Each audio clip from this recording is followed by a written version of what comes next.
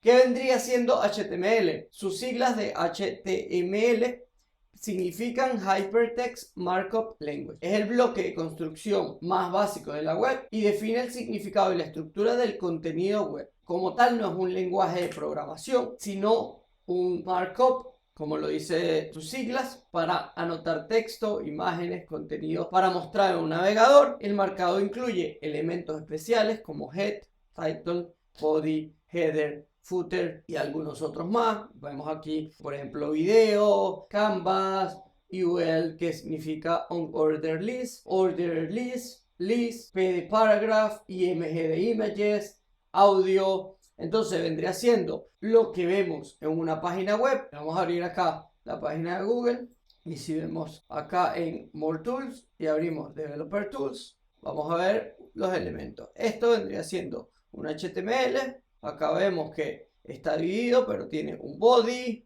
tiene el div que hemos venido hablando, text areas, scripts, HTML. Entonces, esto vendrían siendo como tal un documento de HTML que dijimos que es un markup language. HTML, ya les había dicho que no es un lenguaje de programación, es un lenguaje de markup que define la estructura de su contenido. ¿Qué significa markup? Que lo estamos diciendo y repitiendo seguidamente. Esto se vendría siendo markup. Como pueden ver, tiene, digamos acá, vamos a ver si vemos algún texto.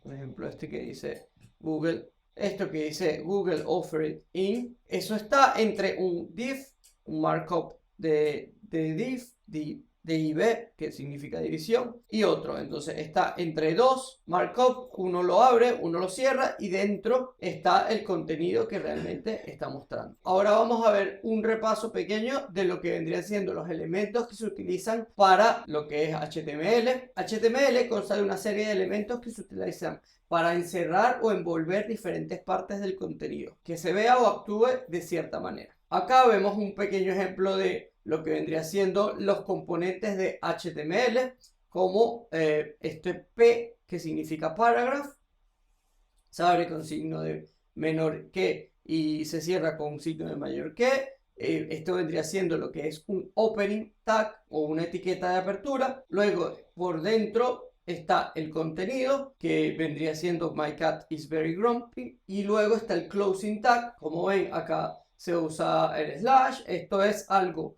muy genérico. Esto siempre se tiene que usar. Lo único que cambiaría es el nombre del tag. En este caso le estamos hablando la P, que vendría siendo paragraph, como ya les mencioné anteriormente. Y todo el conjunto de lo que llamamos HTML, en este caso, desde el P de apertura y P de clausura, es el elemento. Entonces, todo lo que viene siendo desde el inicio, acá en el P, hasta el final, es el elemento. Como ya les habíamos dicho, el opening tag o etiqueta de apertura consiste en el nombre del elemento, envuelto en paréntesis angulares de apertura y cierre.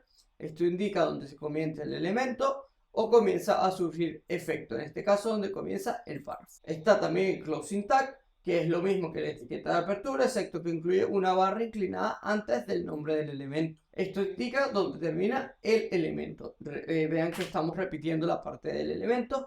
Luego el contenido, que en este caso es solo texto. Y el elemento es la etiqueta de apertura, la etiqueta de cierre y el contenido que forman el elemento, es decir, es el elemento completo. Luego estos elementos tienen atributos. En este caso estamos hablando de un atributo como class. Como ven, tenemos el nombre del atributo. El nombre del atributo es class.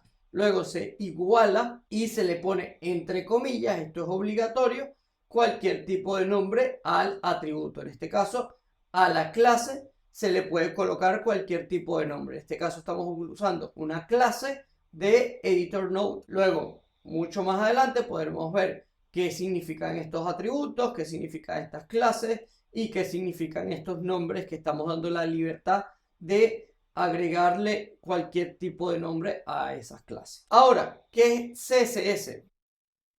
CSS es un lenguaje de hojas de estilo. Sus siglas de CSS significan Cascading Style Sheets, que significan hojas de estilo en cascada, y ya veremos por qué significan especialmente el nombre de cascada. Y se encarga de todo lo estilos que se van a representar en la pantalla, en el papel, como tal, en todo lo que es el desarrollo web de parte de frontend. CSS vendrían siendo las hojas de estilo en cascada y es el código que se utiliza para diseñar su página web. El CSS responderá a preguntas como, por ejemplo, ¿cómo hago mi texto sea negro o rojo? ¿Cómo hago que mi contenido aparezca en la parte superior de la página o en la parte derecha? También cómo decoro mi página web con imágenes de fondo o con colores, o cómo hago que mi imagen sea con una opacidad de 50%, cómo hago que, por ejemplo, me aparezca un texto sobre la imagen, o cómo hago que la imagen tenga un borde circular, por ejemplo. Todo esto se puede lograr con el uso de CSS. Y ahora, ¿cómo es la estructura de CSS? Tenemos lo que vendría siendo el selector, que es el nombre del elemento de HTML al comienzo del conjunto de la regla. Ejemplo,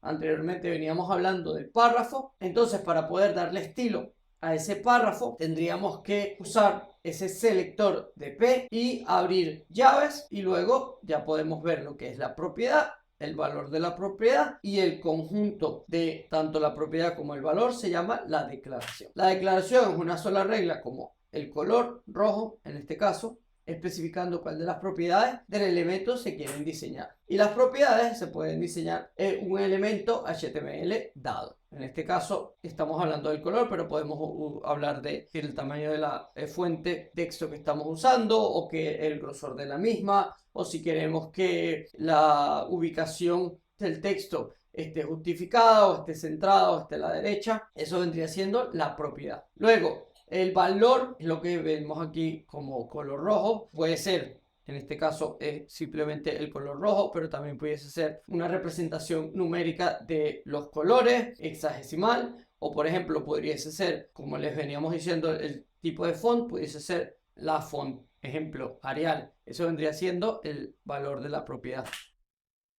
Ahora les traje aquí unos pequeños ejemplos. Vamos a abrir el primer ejemplo, ejemplo número 1, que simplemente estamos usando HTML, no tenemos ni CSS ni JavaScript. Vamos a usar este programa que se llama jsfiddle.net, que simplemente escribimos acá de este lado el HTML, acá el CSS y acá el JavaScript, y nos da muestra de lo que vendría siendo nuestra página web acá. Ok, entonces, definición de cómo abriríamos un archivo de HTML. Aquí está, tenemos que usar el tag de HTML, esto se vendría usando en todo. El lenguaje como atributo, luego abrimos la parte del head. Ya en el próximo capítulo podremos, digamos, ir poco a poco por los diferentes tags, pero aquí vamos a mostrar una estructura muy común en HTML. El head, el inicio, el final, la parte de meta values aquí, los títulos, el título como tal de la página, y luego el body. Ya en el body se puede apreciar que es la parte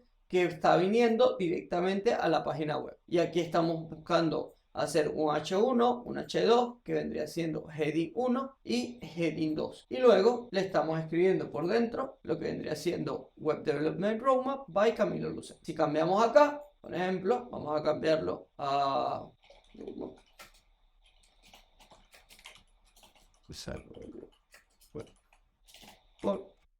Le damos run y nos cambia directamente todo. También pudiésemos usar el paragraph que veníamos usando y vamos a ver lo que dice.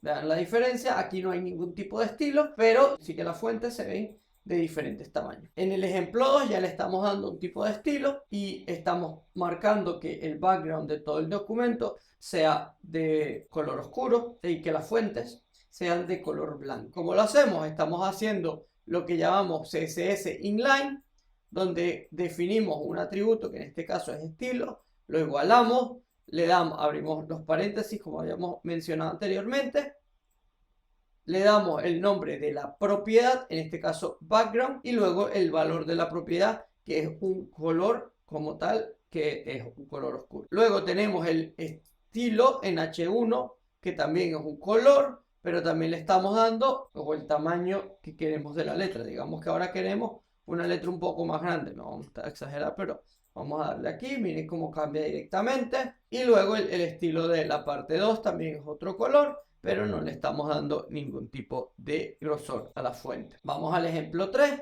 El ejemplo 3 es digamos, un formulario. Se usa el tag form, se encierra y luego se usa un input que vendría siendo donde podemos escribir y también le agregamos un botón. Al botón le podemos dar un background.